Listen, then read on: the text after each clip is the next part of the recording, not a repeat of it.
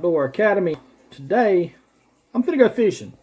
As normal, you know, it's Saturday afternoon.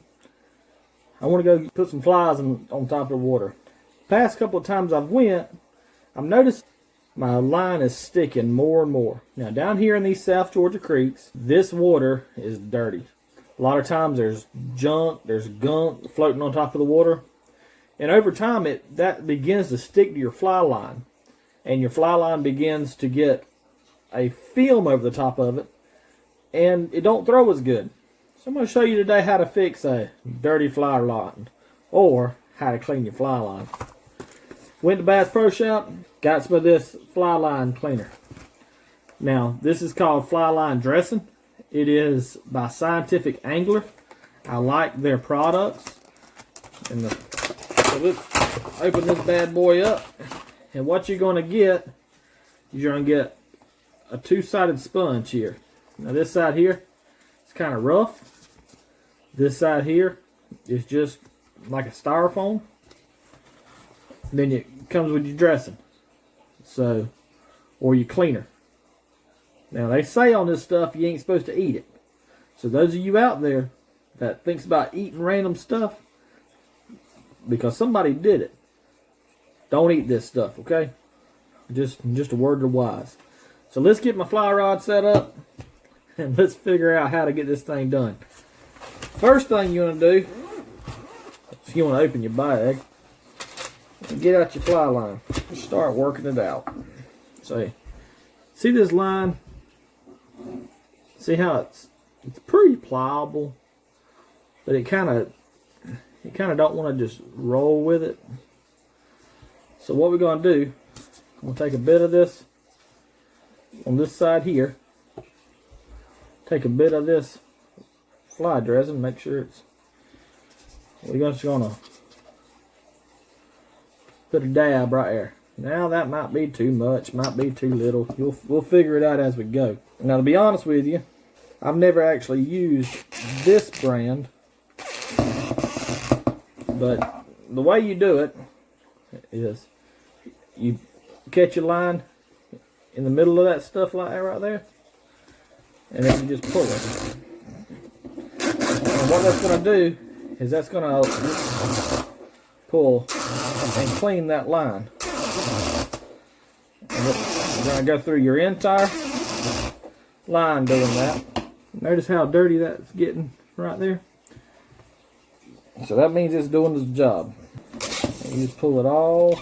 When you start start binding up, or it start to get dry, I'll just add you a little bit more to it. And really and truly, once you get past that first 30 or 40 foot of line, the rest of it shouldn't be that dirty. But what this also does, it also conditions your line to help it slide better. I'm going to run it all the way to the back. And probably don't need to, but since I'm doing it, might as well run it all the way to the back. Now what I'm going to do, add a little bit to this other side. Not much, just a dab. And I'm going to do it again, going the other way.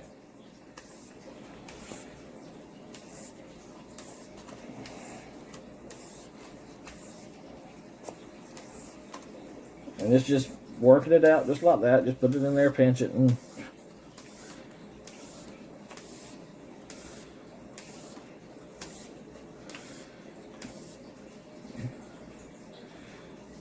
notice it's not really that bad down here close to the end. But we're just gonna, if you're gonna be cleaning, you might as well clean it, regardless if it needs it or not. Go ahead and get it done, because all it's gonna do is help you throw better. And just be careful. Don't get yourself all tangled up doing this. Try to put it on top, one loop on top of the other, because boy, these fly lines sure are aggravating once they all get tangled up. So just be mindful where you put your loops at. Now there's a spot right here that's kind of dry. I'm going to go through it one more time. Do I need to? Probably not. Do I want to? Yeah, because I want to make sure it's clean. But look at that, guys. See how it's a lot more pliable Before it was kind of stiff. Now it's starting to be more pliable. And what you can do is when you do this, kind of hold it as tight as you can and kind of stretch that line as you go. Because if you stretch your line, it also helps your line to throw better.